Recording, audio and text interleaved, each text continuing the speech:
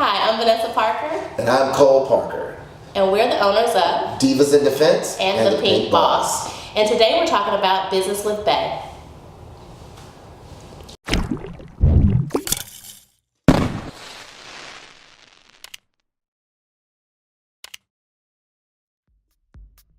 Hi, I'm Vanessa. And I'm Cole again. And we're here to talk about being couplepreneurs. The reason why we actually survived so long is that we've had the benefit of being married for 6 beautiful years.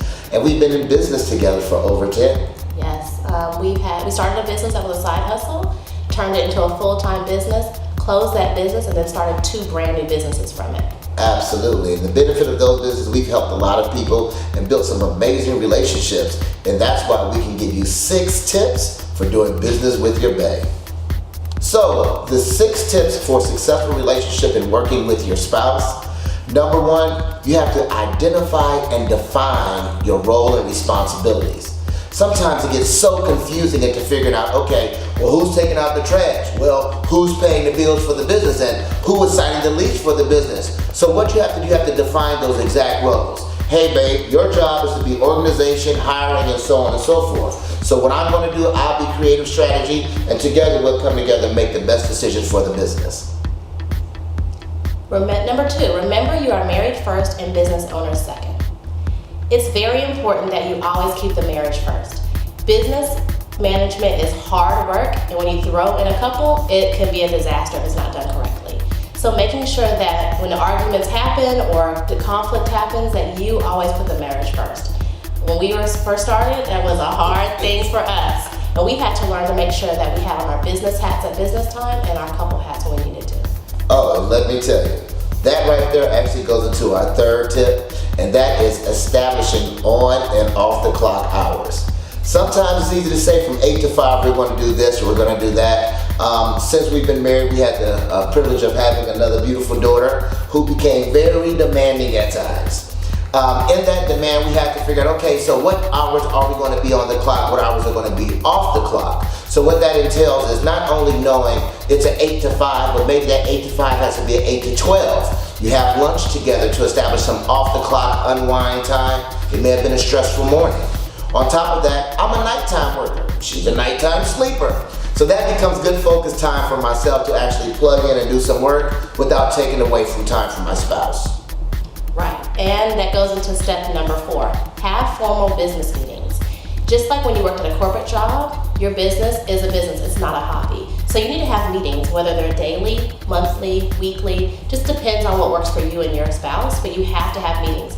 In those meetings, you need to talk about what challenges you're facing, things that you can work together on, again, defining those roles and responsibilities, who will take on what task, and also your wins. You have to make sure you win together. Absolutely.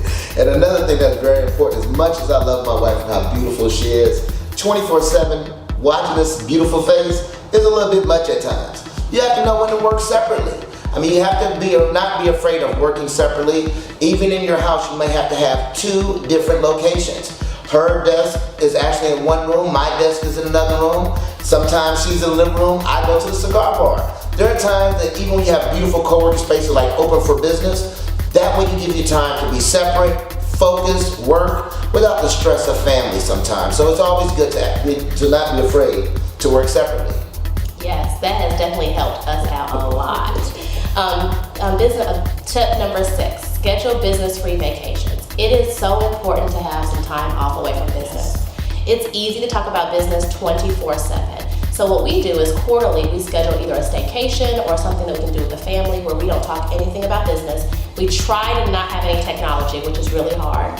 But business-free vacations are a must when you're working with your spouse. Yes, and that, like she said, technology, sometimes you have to unplug to get that good focus time because you have to let each other know what's truly important. And those are 6 tips. 6 tips. Working with your spouse. Working with your spouse. Thank you very much. Now we have 2 quick tips that we're going to leave you with before we get out of here for doing business with bae. Number 1, do this today. Establish your roles and your duties. Cloudy area sometimes makes cloudy judgment. Be true to yourself, be stern, be accountable.